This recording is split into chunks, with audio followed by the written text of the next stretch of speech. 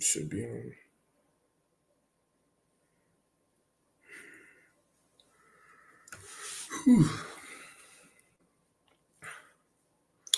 All right, Eid Shalom Akim Shalom. First and foremost, as always, before we get started, giving all praise, honor, and glory unto our power, Yahweh, Bahasham, Yahweh Shai, Bahasham, Racha HaKodash. Double honors to the apostles, the bishops, the elders of Great Millstone that have taught us his truth and that rule well. And peace and blessings go out to the hopeful members of the elect, scattered throughout the four winds of the earth, that are in the hopes of receiving salvation and mercy during the time of Jacob's trouble, and that are worshiping the Heavenly Father in sincerity, in spirit, and in truth. All right. Now, in this lesson, man, I wanted to talk about an event that's going on right now where you have the U.S. pretty much retaliating against Iran due to the fact of, Trump saying that Tehran is being accused of some kind of ceasefire violation in the Strait of Hormuz. And right now, the United States is in the process of attacking Iran, all right? And one of the main ways that they've been attacking Iran is by using certain countries in NATO, in the EU, like Italy and Rome, to attack them, all right? But something that I wanted to, really pinpoint in this lesson is the fact that Italy and Rome, within the whole process of them allowing the U.S. to, pretty much use their country as a set base to fulfill what they're trying to do. The agreements of what they settled on was only for information wise. All right, they never agreed upon using their country for some kind of military tactic where they're going to use it as a way to assess some kind of attack. All right, so in this lesson I kind of wanted to use this video that you see queued up on the screen of how Italy and Rome are both denying the involvement of them being in this war. All right. And this all coincides within the prophecy of us understanding that America, all right, the beast system being NATO and the EU, is in the process of being divided. All right. As we read about the prophecy in Daniel 2 and 41, where it speaks about the kingdom being divided, we're in the fulfillment of this right now, man. All right.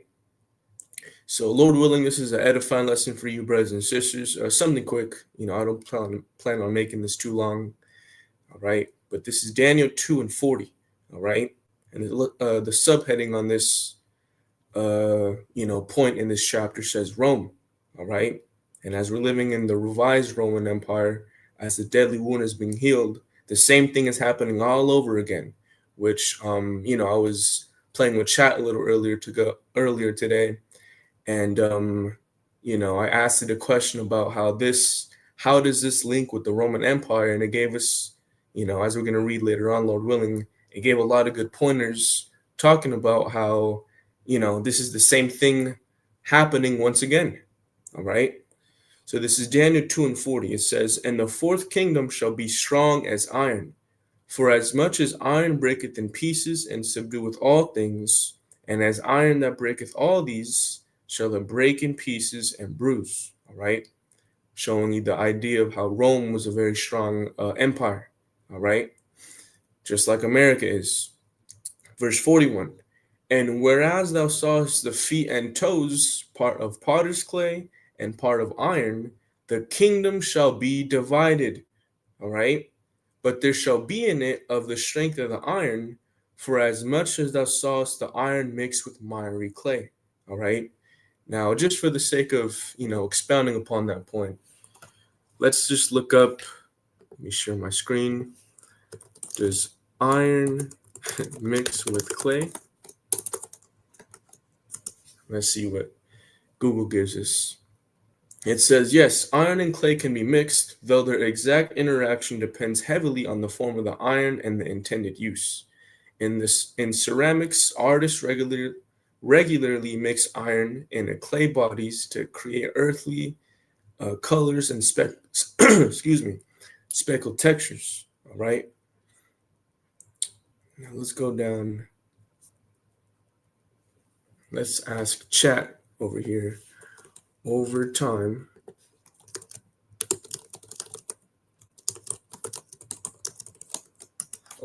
does the clay fall off? All right, because this is what's happening.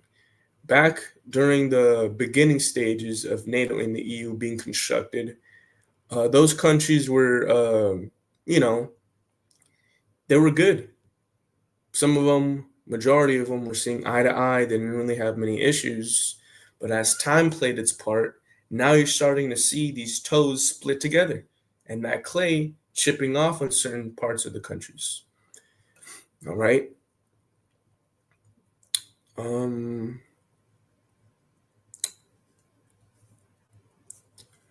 Let's just look this up.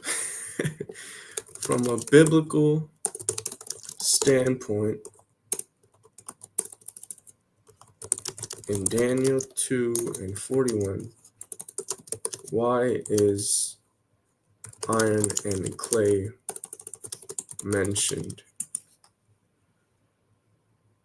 Let's see what pops up. It says, from a biblical standpoint, iron and clay are mentioned together in Daniel 2:41 to symbolize a global empire that is inherently unstable, deeply divided, and ultimately fragile. All right.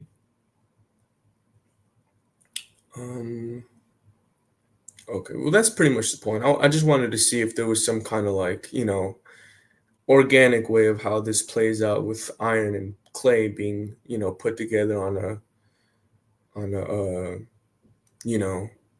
literal sense. All right, but that's cool. So let's go back and finish this off, and then we'll begin that video that I have queued up. All right, verse 42. And as the toes of the feet were part of iron and part of clay, so the kingdom shall be partly strong and partly broken. And whereas thou sawest iron mixed with miry clay, they shall mingle themselves with the seed of men, but they shall not cleave one to another, even as iron is not mixed with clay. All right. So, like I said, in the beginning stages of NATO and the EU, these countries saw eye to eye. All right, as they were mingling with one another, sharing different ideas. As they have these summit meetings, they always make mention of things that they want to establish. But now we're living in a time where they're all looking at each other for the interest of being protected, some kind of financial aid. The means of them being connected together is never based on the idea of making some kind of profit for the world. All right. There's always something that they want from each other. And as a kingdom is ruled based upon that governance, that kingdom will never stand. All right. And we're looking at this based upon what's happening in current events, man. All right. So without further ado, let's play this video where you have Professor Jing, all right, pretty much spill the beans upon this whole back and forth. All right. The entitlement of his video is Iran forces Europe to retreat as America loses its aura. All right. The United States used bases in Italy and Romania to conduct bombing runs against Iran. He said this like he was celebrating a moment of NATO unity. Italian Foreign Minister Antonio Tajani, same day, Italy never participated in any military action. We never authorized the use of our bases for combat operations against Iran. Full statement. On the record, Italian Defense Minister Guido Crosetto, same position, confirmed it, no ambiguity. Now, this is not a small disagreement. This is the Secretary General of NATO saying something that a full member state of NATO publicly called factually incorrect on the same day at the same level of visibility. That is not a miscommunication, that is a rupture. And here's the question that matters more than anything else in this story. Why? Why did Italy choose this moment to go public with a denial? They didn't have. Right, so they could have just been like, well, because again, they're, according to NATO, they should all be down together, But the fact that you have Italy having this outcry shows that they have no dealings in this war, all right? And that they don't want any part of getting involved, because Italy is a toe that is weak, all right? It's a toe that's made of clay rather than the others like, Europe, that's a little stronger than the other ones. All right. So this just shows you that this war is in the interest of America rather than being in the whole conglomerate of the benefit of NATO. All right. Italy, along with Rome, they ain't want anything. They don't want anything to do with this war. Okay. Have to. They could have stayed quiet like most other NATO allies did. So why didn't they? There are two layers to the answer. And I want to give you both because understanding these two layers is what separates a surface level analysis from a structural one. The first layer is domestic politics. Prime Minister Giorgia Meloni was under enormous pressure from the Italian parliament and Italian public opinion. Italians did not want to be dragged into a Middle Eastern war. If Rutte was telling the truth, if Italy really did provide its bases, and Italy admitted that, Meloni's government could collapse. So she had to deny it to survive politically. But the second layer is much deeper, and this is the part that almost nobody is reporting correctly. Iran responded immediately. Deputy Foreign Minister Kazem Garibabadi said, right, and a quick point, when you look this up on, Google about this whole thing that's happening in, Italy, the media is saying that Italy was cool with it, Yep, Italy allowed U.S. planes to use bases in Iran war, all right? But then there's other ones that say Italy denies NATO's chief claim about U.S. flights during Iran. I'm assuming it would say something around the lines of, attack, all right? Rome says U.S. flights from Italy and Iran war were non-kinetic. So you see the narrative, all right? You have one side saying, yes, it was okay, but then the other saying, no, it wasn't, all right? Showing you that there's a schism, all right? And as Yahushua told us, man, let's get that in Mark real fast, all right? A kingdom divided will not stand.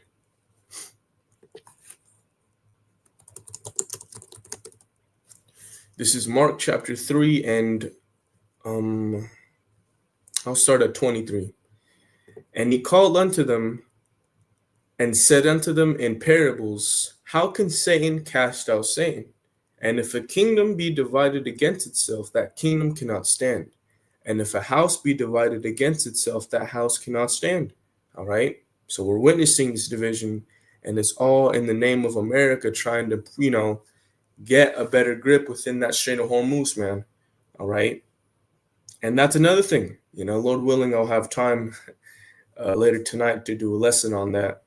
But the whole narrative of what America is portraying about the Strait of Hormuz now being back open, out here in California, gas prices are going, pretty low. All that is a psyop, man. All right. It's a facade to show you that behind closed doors, shit is still hectic. All right. Iran, I forget who had said it, man. It was one of their representatives, but they pretty much said that the Iranian sword will always swing under the Strait of Hormuz, man. All right. Showing you that they're not playing. The simple fact of America killing, I forget the name of their leader. There's a certain name for their title, but they killed one of their leaders. You think Iran is just gonna let America, have its way in the Strait of Hormuz? No. They're gonna use it against them as much as possible, man. All right.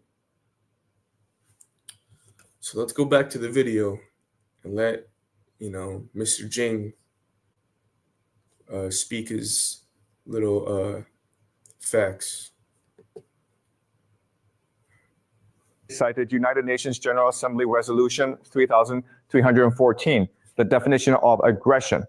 The resolution states clearly that a state which allows its territory to be used by a third party to commit acts of aggression against another country is itself guilty of an act of aggression under international law.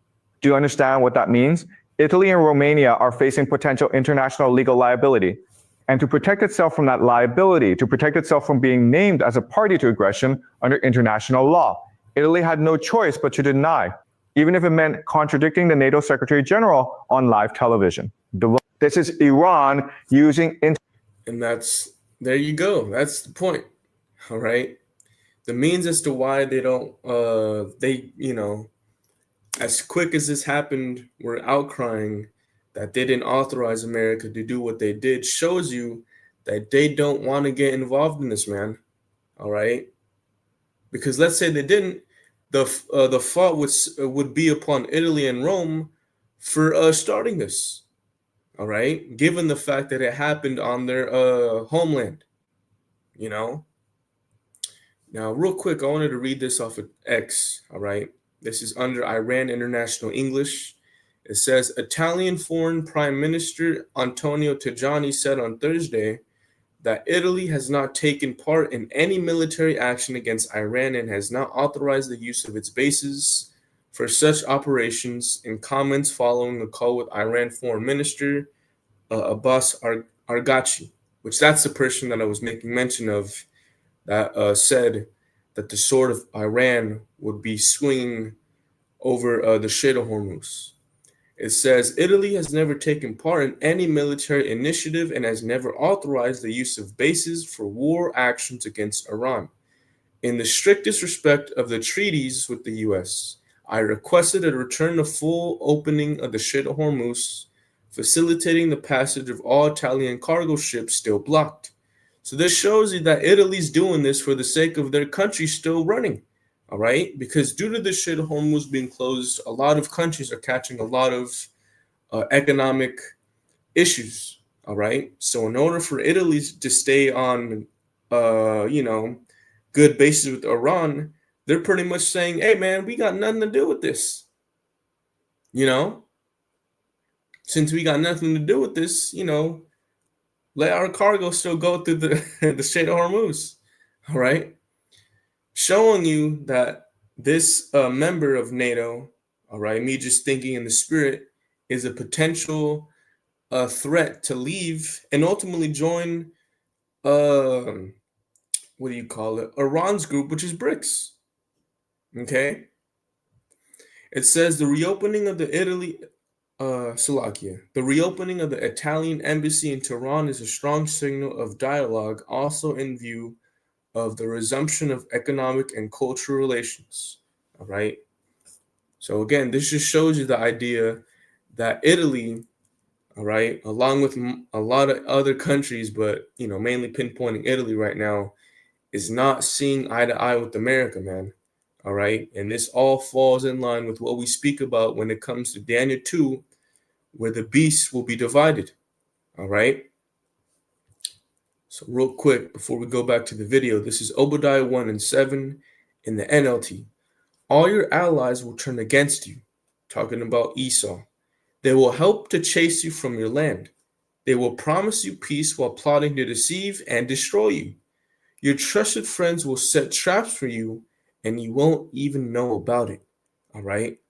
And that's exactly what we're living in right now, man. The process of America being outsmarted military-wise, all right? And their own, allies rising up against them, okay? So, I think I had another precept that I wanted to get, but I'll get it a little later because there's another point that I want to play in the video that'll coincide with what the precept goes into. I'll read that verse a little later on. All right, so let's go back to this video. International law as a weapon, and it worked because now Italy has officially gone on record denying any involvement, which means Iran can point to that denial and say even your own allies are distancing themselves from what you did, okay? That's a very sophisticated move. Now I want to give you the concept that ties all of this together. I call this the facade alliance. And let me explain exactly what I mean. The facade alliance, and that's pretty much, in essence, that's what NATO should be called at this point. Because the countries that are in NATO are not in one accord with anything, excuse me, that America is doing right now, man. All right. The whole process of America, even within Trump's presidency, within the moves of these tariffs, this whole tariff war, and now this Strait of Hormuz thing going on, a lot of these nations in NATO and the EU have been suffering a lot economically. All right. And they want something to change already. So we'll see what happens, man. But again, we're living in a time where these toes are separating. All right. And smaller countries join an alliance with America, they're not doing it because they share the same values. They're not doing it because they believe in liberal democracy. They're doing it because the cost of saying no is too high. They're afraid of economic sanctions. They're afraid of diplomatic isolation. They're afraid of losing security guarantees. This is an alliance built on fear, not loyalty. And here's what that means in practice. Man, it's an alliance built on fear, not loyalty. All right. Matter of fact, Salaki, let me put this Palo Santo down. Let's get Revelation, the 13th chapter. All right. Where it speaks about that they marveled at the beast. All right. Because that's been the whole vibration of, the nations towards America. Man, this nigga's strong as hell. Fuck, if you can't beat him, join him. This is Revelation 13 and 12. Matter of fact, I'll start at 11. All right. And I beheld another beast coming up out of the earth. Salaki, let me share my tab. All right, cool. Revelation 13 and 11. And I beheld another beast coming up out of the earth, and he had two horns like a lamb, and he spake as a dragon. All right, which this talks about the bipartisan system that's found within American government that stems back to the Roman Empire. All right, where you had the two parties, the plebeians and the patricians, which in this modern day it's the Republicans and the Democrats. All right.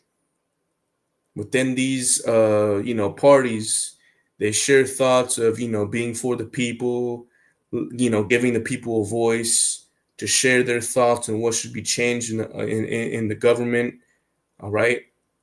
But they never listen to anything that the people got to say, man. All right. Although it shows itself as being a representation of a lamb, which is symbolic of, saving humanity, its true identity is a dragon, man. All right. And as we always get, when you get the Greek word for dragon, it goes back to Dracon, which goes back to the name of an Athenian lawgiver, Draco. All right. Which was known for giving strict judgments when it came to, some kind of law that you broke. All right. And that's the same thing with America. We're reading on. And he exerciseth all the power of the first beast, all right, the Roman Empire, which when you read about the way that the Roman Empire treated its vassal states, it was very wicked, all right? Real quick, where's it at? Yep, this is under chat via Google. I had asked, give me examples of when Rome used its vassal states for war. It gave me a couple, examples. But then I asked it, were the vassal states benefiting from these wars, or were they forced to give their power to Rome? All right. And let me read this part. It says, the relationship between Rome and its client states was an asymmetric transactional system known as clientela. Rather than a simple choice between benefiting or being forced, the reality was a mix of both, depending entirely on who you were within the state. While local kings and elites gained immense wealth and security by backing Rome, the general population bore the heavy burden of military levies and taxation, and the states themselves ultimately surrendered their long-term power and independence. All right. And when you go down here, the ultimate outcome, forced annexation, which is the same thing as far as what Professor Jang just said. A lot of these countries that are NATO and the EU were ultimately forced to join because they didn't want any smoke with the big dogs. You know, it says the illusion of independence was entirely temporary. Rome viewed client kingdoms not as permanent allies, but as a cheap transitional tool to stabilize a frontier before direct rule could be established. When a client king died, if they failed to produce a complement heir, or if the region became too unstable, Rome would simply abolish the monarchy and annex the kingdom into a full Roman province. And this is the same thing that Esau has done in these times, man. The Panama Deception. All right. Esau wanted that canal, and what did he do? You know the history. All right. Venezuela. That's another one. Okay. So if you don't get down with the beast, you're ultimately going to get devoured. All right. So if you can't beat him, join him. So yeah, Salaki, man, I keep forgetting to share my screen, but you can see it right there. That's where I was reading the information from. Okay. So let's go back here to Revelation 13 and keep reading. It says, and he exercises all the power of the first beast before him, and causes the earth and them which dwell therein to worship the first beast, whose deadly wound was healed. All right, which was Rome. And now, through this wound being healed, it's America, man. All right. And he doeth great wonders, so that he maketh fire come down from heaven on the earth in the sight of men. All right, which, as we always say, that's speaking about when America deployed atomic bombs upon Hiroshima and Nagasaki. Once that happened, the world marveled at that. All right, and they didn't want any smoke with America. Verse 14, and deceiveth them that dwell on the earth by the means of those miracles which he had power to do in the sight of the beast, saying to them that dwell on the earth, that they should make an image to the beast which had the wound by a sword and did live. All right, and that's pretty much the point, man. All right, through America's dominance, the world has been in a position where they haven't had the ability to say anything. All right. But now, as we're living in a time where these other countries like, Iran, Russia, China, and these other countries that are affiliating themselves with these new high powers, they're now talking back to America.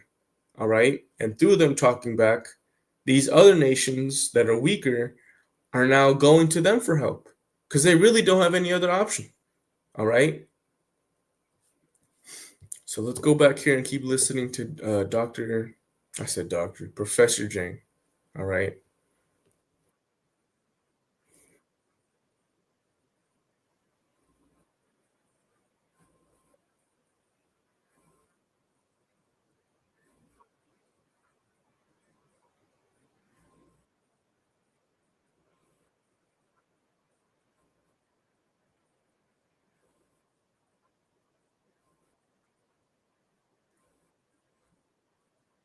Mm,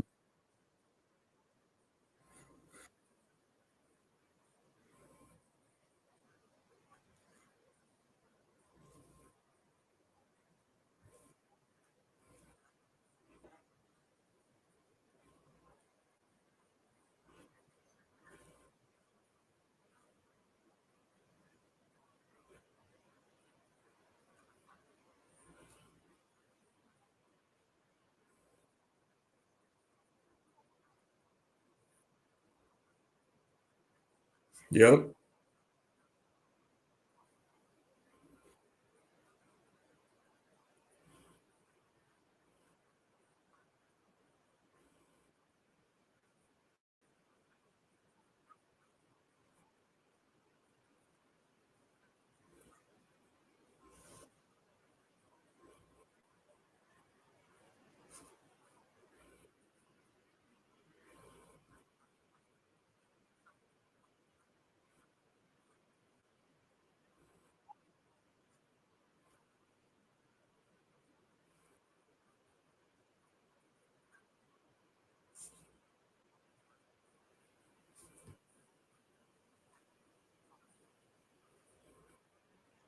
And that's pretty much it, man. He starts going into the, other topic of his video, but the point being is that, this alliance that Esau has had up and running is now crumbling. All right. And it's all due to biblical prophecy. So let's get this and close it out. This is Revelation 17 and 15. And he said unto me, the waters which thou sawest where the horse sitteth are peoples and multitudes and nations and tongues. All right. And the 10 horns which thou sawest upon the beast, these shall hate the whore. All right. And we're witnessing this right now, man. All right. Via the actions that Rome and Italy are taking, along with many other countries like Turkey. Once upon a time, Turkey was in NATO. Now, who is Turkey on the side of? Russia. All right. It says, and shall make her desolate and naked, and shall eat her flesh and burn her with fire. And that's going to be the ultimate conclusion of what ends up happening as these countries start leaving NATO and the EU. All right. They're going to pick the enemy side and start looking at Esau, America, as the true enemy. All right. Verse 17, for the Most High put in their hearts to fulfill his will and to agree and give their kingdom unto the beast until the words of the Most High shall be fulfilled. All right. And the woman which thou sawest is that great city which reigneth over the kings of the earth. All right. And that's pretty much the point, man. So with that, I did have this one last piece of information. All right. I'll just read it fairly quickly and, give a quick brief commentary. I simply just asked, did Italy allow the U.S. to use their bases to bomb Iran? And it says the answer is partially, but not for direct combat strikes, according to Italy. All right. And this is all information that I, brought out a little earlier ago. It says the Italian government immediately pushed back. Defense Minister Guido Crosetto said Italy didn't authorize its territory to be used for direct military attacks on Iran. Instead, Rome says it authorized only technical support, logistical support, and other non-combat activities. All right. Italy has also said it rejected U.S. requests that went beyond those limits, including earlier requests involving the use of the Naval Air Station Sigonella base for certain operations. So this just shows you that, Esau's always going to be Esau, man. He asked to use this. If you say no, he's still going to use it. Okay. But reading on, it asked another question. All right. This reminds me of how the Roman Empire would usurp authority of its vassal states for the purpose of getting an upper hand in wars. And Chad agrees, exactly. That's a strong historical parallel. Rome often kept vassal/client kingdoms looking independent on the surface, but when war came, Rome expected access to the lands, roads, ports, supplies, soldiers, and political obedience. Their sovereignty was conditional. All right. So with Italy and US bases, the comparison would be Rome, you are an ally/client, but your territory serves imperial strategy. Modern empire/hegemony, you are a sovereign ally, but our bases, logistics, aircraft, and treaties give us operational reach from your land. All right. And because of this, Italy, along with Rome, all right, or Romana, are denying their involvement within this whole back and forth with Iran and the US. All right. So, yeah, man, with that, pretty much that was all I had. Lord willing, you brothers and sisters were edified. Again, man, there's a lot of things happening within this whole, thing with Iran. The way I see it, things are going to continue to escalate for the purpose of ultimately having Iran be prepared to fulfill, scriptures like 2nd Ezra, the 15th chapter, where they go to war with America. And ultimately, everything's going to lead down to the big one, the War of Armageddon. Before all that, we understand that the MOTB has to be implemented. All right. So that's the one last thing that we're waiting for until this one big bang happens within these nations, man. So with that, all right, as always, we're going to end off by giving all praise to Yahweh, Bahasham, Yahweh Shai, Bahasham, Ruach HaKodash. Double honors to the apostles, the bishops, the elders of Great Millstone. Peace and blessings unto the elect. Shalom Akim.